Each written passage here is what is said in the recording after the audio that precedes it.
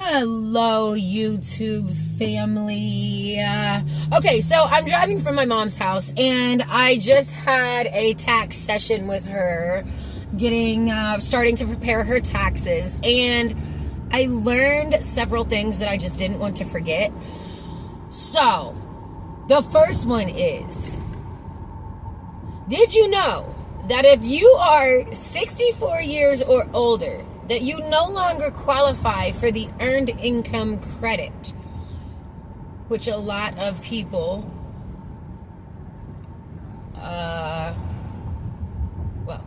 let's just leave it at that. You don't qualify for the earned income credit if you're 64 years old. Now, there is an elderly credit. However, it's nearly impossible to qualify for because one of the stipulations is you have to be retired due to a disability, but at the same time still making enough income in order to have to pay taxes.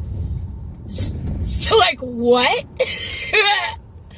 How is that a credit for the majority of elderly people? That isn't an elderly credit. That is a credit for people who are retired due to disabilities. So, a disability credit. So, long story short, once you hit Social Security age to where you shouldn't have to hold a job anymore, but you should be able to live off of what income is coming through to you, which is probably less than whatever you made at a job, meaning that you're going to be on the lower end of income earners or income, you're going to be on the lower end of income earners, right?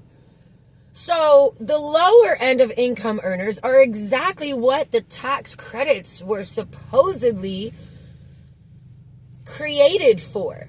So you're telling me that a person who is over 64 years old, but yet doesn't have a debilitating disability, approved disability that is, that forced them into retirement, then there are basically no other tax credits available for the majority of people who are 65 or older filing a tax return, which just doesn't make sense to me. It just doesn't make sense to me. It just doesn't freaking make sense to me, okay?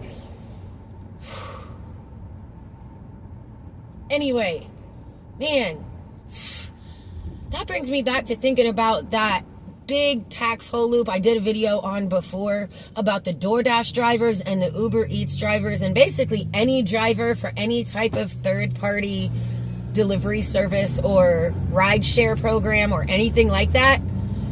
Dude, if you haven't watched that video, go watch that, because that is freaking crazy. Somehow Ubers, specifically Uber, because that's whose client, or that's who, my client that I did their taxes, that's who they worked for the entire year. And somehow they have figured out how to report the fees that Uber charges their drivers as earned income on the 1099s that they issue their drivers. All the fees that y'all pay to Uber and you never see in your bank account or DoorDash or whatever, Lyft, whatever. Okay? Whether you know it or not, you're paying them fees. You are paying them fees to operate underneath their company. And somehow they have figured out how to be able to include those fees as an addition to the money that is reported that you made on your 1099, even though you never see that money. And I'm talking, it's a big amount, bro.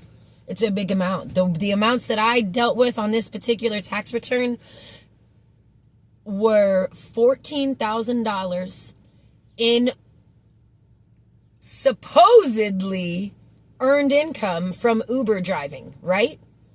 However, 5,000 of those dollars that were reported as income on this person's 1099, $5,000 of that money was actually fees that my client never received, as they shouldn't, because they're fees associated with running the Uber business, basically. So when you work for Uber or DoorDash or any company that gives you a 1099, you are actually considered self-employed. I guess we should start there. Man, I should do tax videos. I don't know why I don't talk about this more often. I have like 25 years of knowledge and experience in tax law and preparation. Anyway, okay, so yeah, when you work for any company that gives you a 1099, for tax purposes, you are considered self-employed, which means that you can write off expenses associated with your business. At the point that you receive a 1099, you are considered an independent contractor, basically running your own business. And you are able to write off expenses that you would never be able to write off if you were just employed by a regular company and received a W-2. Okay, that's the biggest thing. So I can just imagine all these millions of Uber drivers or DoorDash drivers or whatever that really don't have the knowledge of how to file their tax return if they've never owned a business or received a 1099 before, or even if they have. Like, I mean, you just don't know this stuff unless you know it. You don't know until you know. So the fact that on top of them not realizing that they can write off all of these different expenses, such as food, meals, mileage, supplies, an office expense, a home office expense, where you can actually write off to lower your tax liability, write off your rent or your utilities that you pay, you know? Now, there's certain stipulations that you have to meet in order to be able to do all these things, as far as the home office goes.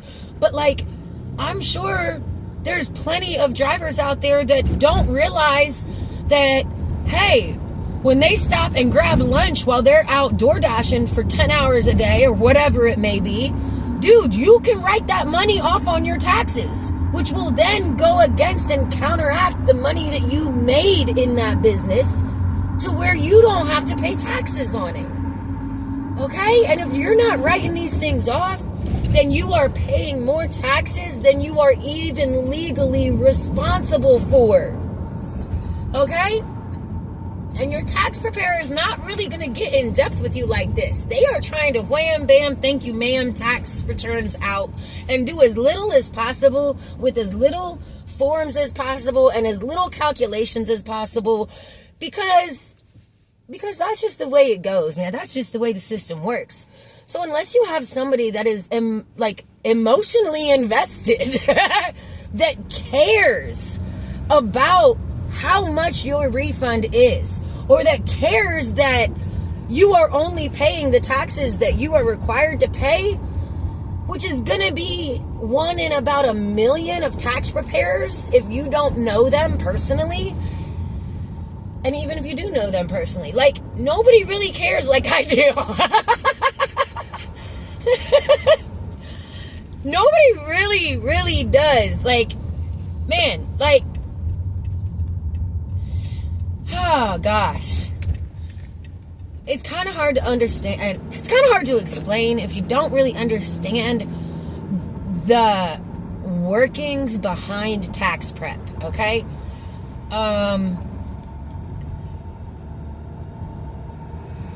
but I was going somewhere else with that. I kind of lost my train of thought. Oh, back to the fees. Yeah, back to the fees, right? Okay, I gotta stop screaming. I realized I exert way too much energy for no reason. And sometimes my body just doesn't like it when I scream, whether I'm excited or not. So we're just gonna try to calm down a little bit. Okay, the fees. So take my client, for instance, $14,000 in Uber income, supposedly, that was reported to her on the 1099, 5,000 of that were fees that she never got. Now, in order for her not to pay taxes on that $5,000, I had to list those fees in a separate area of her Schedule C. A Schedule C is basically the form, or the schedule rather, that you file when you are an independent contractor who is self-employed and you received one of these 1099 forms, okay? But listen, yo, the thing is, like on the official tax document form that she received from Uber, nowhere did it say $5,000 of this money is dedicated to fees that this driver paid and they never received. Nowhere did it say that, okay? Thank goodness she was intelligent enough to know that on a different summary, on her, through Uber somehow, some type of different document, there was a total amount of fees that she had been charged for this particular year. And she brought it to my attention.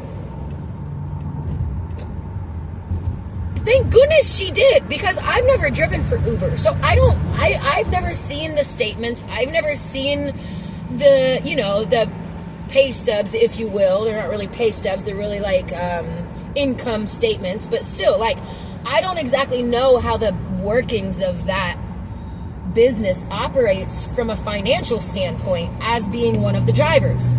So thank goodness she told me, and she sent me a picture of this other summary that had nothing to do with her 1099 she received to file her taxes, okay? They didn't say, hey, this is a total amount that you need to make sure that you write off on the expense category when you file your taxes, because the $14,000 that you really made really is only $9,000. Really, you never saw $5,000 worth of that because you gave that to us for running our business. Basically, ain't that some stuff? So nowhere does it tell you that, and I'm still struggling with understanding how, from a legal standpoint, Uber was able to do this. I don't know. I don't know how they did it, but regardless, anybody who drives for Uber or any of these places that pays fees that don't really know how to do their taxes, or are only putting in the information that they receive on the official tax document at the end of the year, you are, man, you need to talk to me. Holler out, comment. I can help you. I can help you save your own money that you have worked so hard for, okay? Like, and if you've already had your tax return filed, go and look at the copy you received. You're supposed to receive. Oh my gosh, I just passed my freaking turn. I just passed my exit. Can I make it? I can freaking make it. I got this, yo. I got this, period. Okay, so go look at your past tax returns. If you have already filed your tax return and you were a driver, go look and see if there's a Schedule C listed in your tax return. And go look at the expenses. They will be on your tax return. It'll be itemized out. It should show categories of advertising, of supplies, of an office expense, of wages, of contract labor, of legal and professional service expense. Okay, these are all regular categories that every single tax return who files a Schedule C to operate their own business or be self-employed, these are all things you can write off. You'll have a meals deduction, your food that you can write off. You'll have a place to enter a vehicle and write off your mileage. Oh my gosh, if you guys aren't writing off the mileage to run your DoorDash or your Uber Eats business in your own car, you are paying so much taxes on money that you don't have to pay. Because listen, like, all that money that you made, you don't need to pay taxes on that, okay?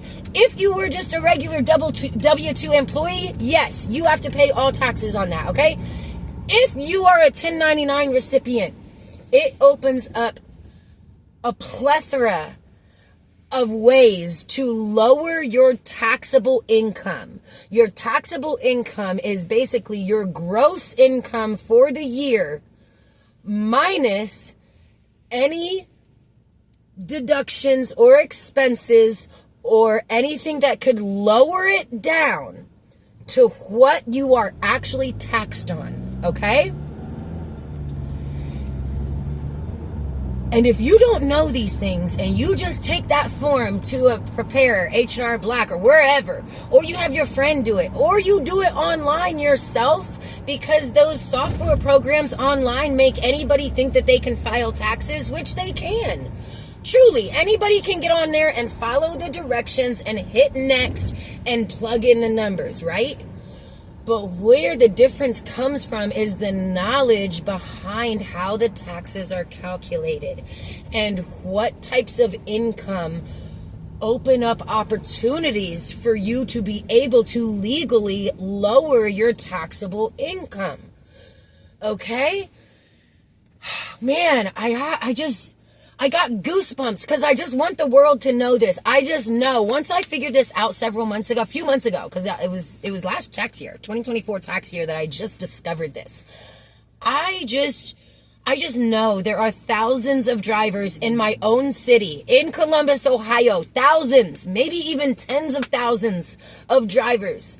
Okay, I can't imagine millions of drivers in the United States who just don't know this stuff and are man, this could be the difference in owing $5,000 or getting back $5,000 to the IRS. Guys, it could be that freaking serious if you don't report these things appropriately. And nobody's going to tell you that you did it wrong if you are paying them more money than they want. Okay, nobody's going to tell you, oh, well, you didn't enter your fees right here. So really, your taxable income isn't $14,000. Your taxable income is down to $9,000. They're not going to tell you, oh, you didn't put your 7,000 miles that you drove on your car within the year.